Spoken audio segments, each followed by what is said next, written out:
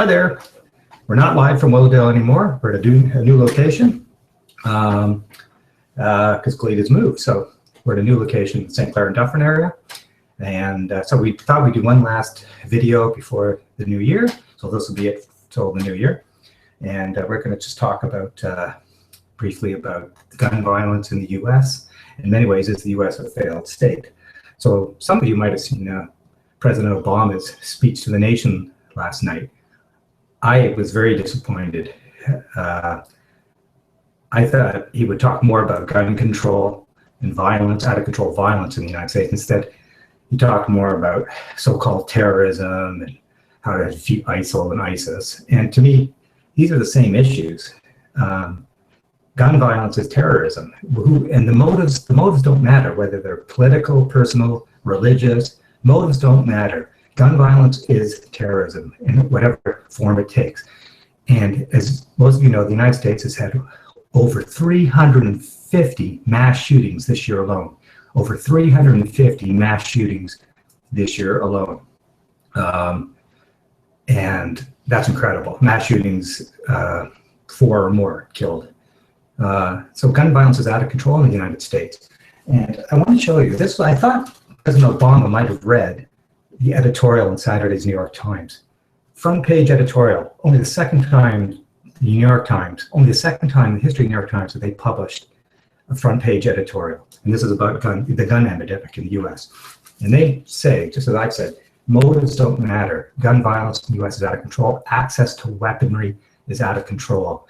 In the killings in San Bernardino, the 4 guns that were used, were legally bought. They had 1,600 rounds of ammunition legally bought. These motives of these people doesn't matter. They had access to this weaponry so they could kill. So, of course, now it's called terrorism, right? So we can't even talk about gun control. Of course, terrorism is the most misused word. Terrorism usually applies to basically people who are not white, basically brown or olive-skinned people who tend to be Muslims. That's who the word terrorism is usually applied to. And it's disgusting. It's a stupid word. It's the most misused word in the English language. Violence is violence, whether it's what happened in Paris or what happened in San Bernardino. And the United States needs to deal with its gun violence problem. Over 350 mass shootings, I think 353 mass shootings in 2015 alone, in this year alone. They say that the United States makes up 4% of the world's population, yet it has 42% of privately owned guns. Incredible. Okay, I'm sorry. The Constitution, these amendments of the Constitution that were developed after U.S. independence. I mean, this is at a time when the country was unstable and there were militias and they were still in many ways insecure. But now, now it's 2015. It's time to amend the Constitution and get some serious gun control in the United States. So yeah, I was disappointed that Obama, he mentioned it, but he didn't really. I thought he would talk about it more last night, and that's really sad, because the violence in the United States, just like the violence in Syria, comes out of a political and power vacuum. Okay, in the United States, there's a political and power vacuum. People have access to this weaponry. There's a lot of poverty, there's a lot of social injustice in the United States. There's a lot of anger. Like I said, in many ways, this is a failed state.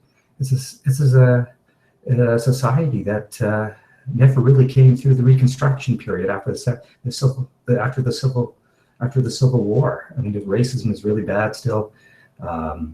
Injustice and poverty are really bad, and and of course, ISIS was created by the United States basically when the U.S. invaded Iraq in 2003. So it's an American problem that the world is now dealing with. ISIS comes out of a political vacuum in Syria. The gun violence in the United States comes out of a political vacuum in the U.S. It's the same problem, okay? And I do agree with what Obama said. ISIS are just a bunch of thugs and lunatics, and it is a cult of death. And they're no different than the Mexican drug lords. So let's not give them this idea that we're fighting this grand battle like we're fighting the Nazis or something. That's pathetic. And we're not going to win, and the air war is not going to take care of ISIS. Okay, only a political solution to the region's problems will take care of ISIS. ISIS will drift away when the political vacuum and the power vacuum goes away. So all we're doing by this continued bombing is creating more recruits for ISIS. You know, this continued intervention in the Middle East, North Africa, the Arabian Peninsula, it's just creating little Afghanistans everywhere. We're creating more Afghanistans. Yemen, you know, countries like Mali, Nigeria, Libya, of course, the poster child, the bloody recruitment poster for ISIS. Hey, where Canada took the lead role in bombing Libya, and where did that get us? You know, just now it's a bloody recruitment poster for ISIS. So we got to stop intervening in these countries militarily. It just creates more instability and more tension. We're just creating more Afghanistans.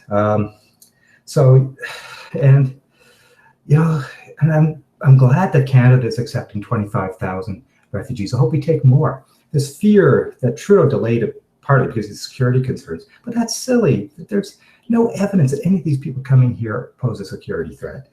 They've been living in these camps. None of these, there's no evidence, and Trudeau promised us evidence and science-based government, and there's no evidence that these people pose a security threat. In the United States, they settled 784,000 refugees since 9/11. And only a handful, only 3 posed a security threat out of 784,000 that they settled since 9/11. So that's a US example. So let's stop this fear, this irrational fear of ISIS and terrorism, okay? Violence is violence. Canada had 516 homicides in 2014. So, you know, we have more as much to fear from each other as from any sort of so-called terrorism, you know? So we got to stop worrying about this. And Obama did not, in my opinion, do the job last night. And I certainly hope Canada does pull out of the air war. I hope we don't get more militarily involved in that quagmire in Syria and Iraq. We're not going to do any good. And I get tired of all this this stuff. Like I was watching last night a bit of the U2 concert in Paris, and I get tired of the sort of the what do you call it, the sort of sensationalism of these events. Like Bono was going on, you know, I am a Parisian, we're all Parisians. It reminded me of, you know, Ich bin ein Berliner, John F. Kennedy's speech in Berlin. Ich bin, I'm a Parisian. Ich bin, I'm a San Bernardino. A San Bernardiner. I mean, come on, let's get over that sensationalism. You know, the Toronto Star had these big headlines for 4 days after Paris. It doesn't help. That stuff doesn't help. Let's not. We need to get over this stuff, and we need to deal with the situation that we have. We need to. I know there is a political solution, a political. Sorry, I'm looking at my notes here. Don't want to miss anything because this will be our last YouTube video for a while. I know there is a political talks in Vienna to try to solve the Syria conflict, and they're slow. That's something Canada should definitely get behind and see what role we can play. That's the only way you're going to get and I've said this before in previous videos, I don't want to, but yeah. And I don't think Syria is going to survive as a country. I don't think Iraq is either. And I've said this before. I think a new arrangement for the Middle East is needed. The post-World War I borders that the British set up are done, and a new arrangement is needed.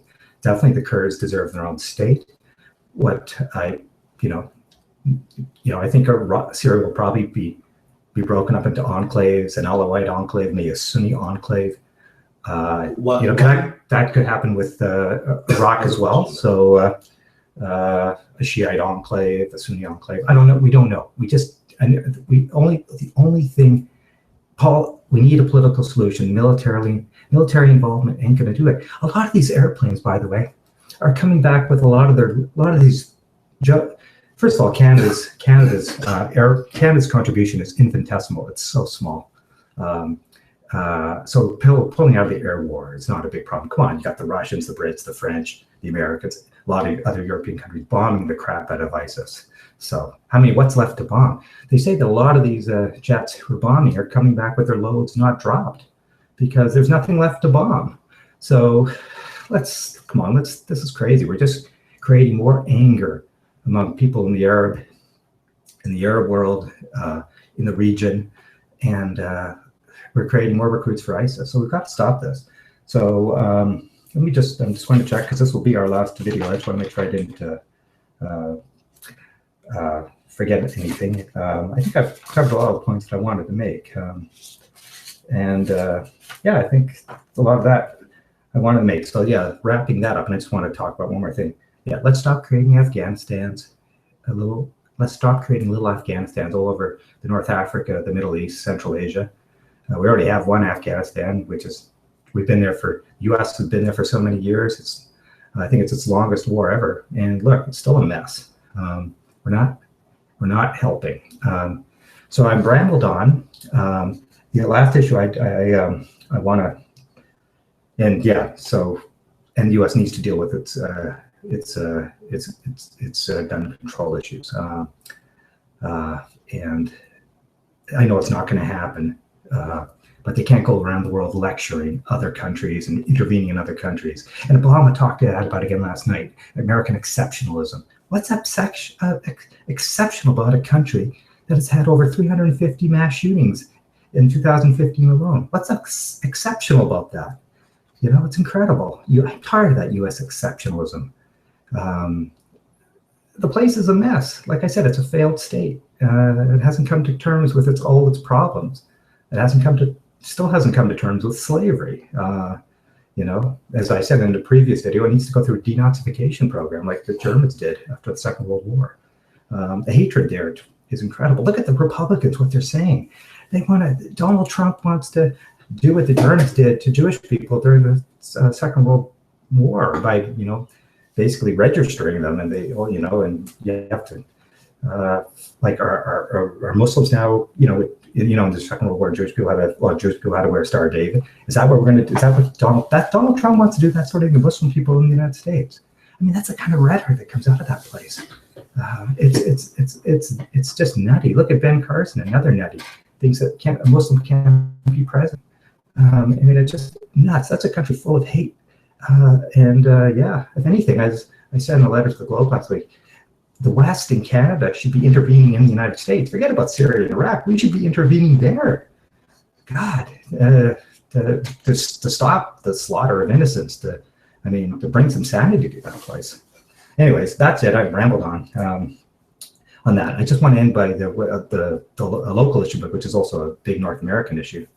Oh, and I should also mention too, of course, I know there's so much to talk about here, but all this rhetoric and stuff. Look at in regional elections in France yesterday, the rise of the right, Le Pen. I mean, the hatred is there. It's got to stop. And this sensational coverage in the media doesn't help. So at least in Canada, we're a pretty tolerant place. It's in many ways, a blessed place. So, and I have to admit, Trudeau is even a speech in the House of Commons today was really good, talking about diversity and tolerance. And so, anyways, I just hope he pulls out of the air war and doesn't get us more involved in that bloody quagmire that's Syria and Iraq. But I do want him to push for a political solution and get involved in that, and also more humanitarian aid. Let's bring in more refugees. The policing issue, which is big in Toronto. The Constable 4C was on trial in Toronto. He's got to be convicted. I mean, he's got to be convicted. I mean, look, you've all seen the videos of Sam Eugene. This kid with the small knife, as I said, the Crocodile Dundee movie, that's not a knife. This is a knife.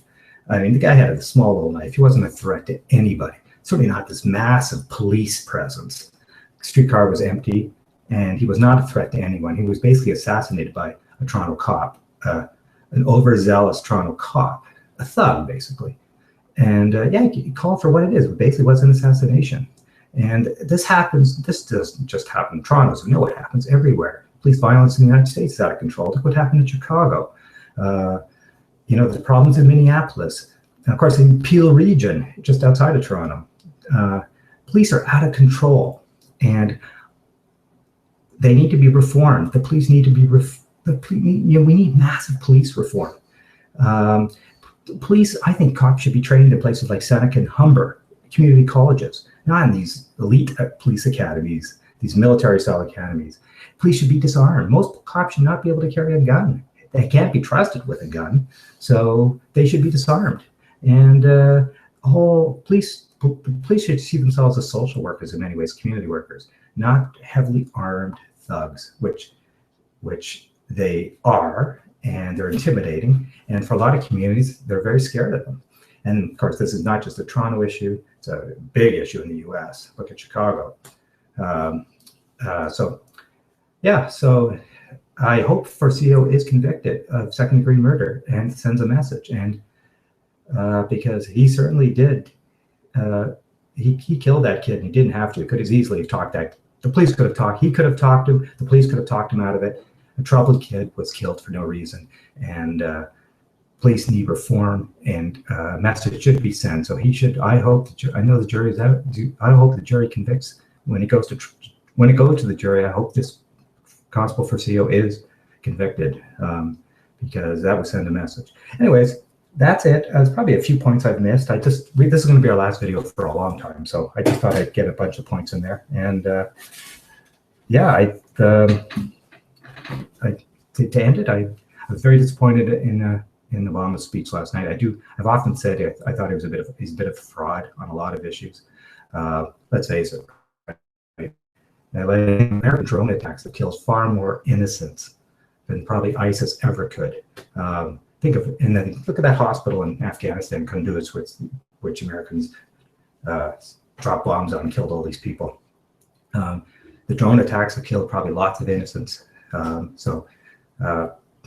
Yeah, I think Obama is a bit of a fraud on so many fronts.